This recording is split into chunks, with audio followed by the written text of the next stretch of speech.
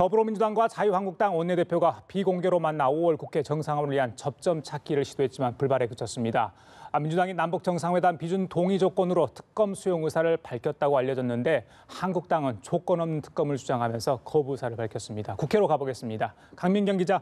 네, 국회에 나와 있습니다. 더불어민주당 우원식 원내대표와 자유한국당 김성태 원내대표가 오늘 비공개로 조찬회동을 갖고 국회 정상화 방안을 논의했습니다. 이 자리에서 우 원내대표는 야권이 그동안 요구해왔던 드루킹 특검 수용 의사를 처음으로 밝힌 것으로 알려졌는데요. 검찰과 경찰이 할 일은 그들에게 맡기라던 기존의 태도와는 사뭇 다른 만큼 민주당이 본격적인 협상에 팔을 걷어붙인 것으로 보입니다. 대신 민주당은 조건을 걸었습니다. 정부 여당이 중점을 두고 있는 남북 정상회담 국회 비준 동의를 한국당 측에 요청한 겁니다. 이와 함께 민주당이 내세우는 추경 등 민생 법안 처리도 함께 요구했다고 알려졌습니다. 하지만 한국당의 입장은 매우 강경했습니다.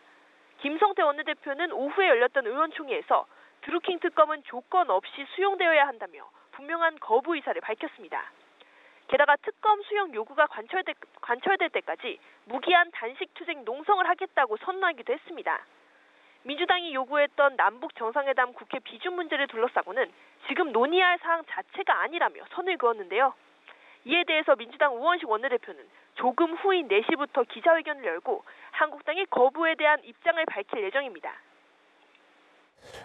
강 기자, 한편 5월 임시국회는 다가오는 6월 재보궐선거와도 깊이 관련이 있다고 하는데요. 관련 내용도 전해주시죠.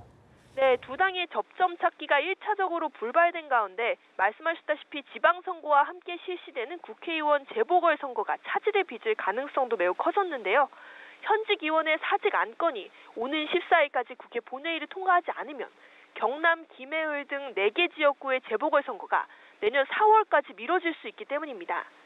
민주당의 입장에서는 높은 당 지지율을 얻고 선거를 치러서 원내 일당이라는 위치를 공고히 할 수 있는 기회를 날리게 되는 건데 한국당 입장에서도 재보궐선거 연기는 좀 큰 부담이라서요. 두 당은 물밑 접촉을 계속해서 이어갈 것으로 보입니다. 지금까지 국회에서 연합뉴스TV 강민경입니다.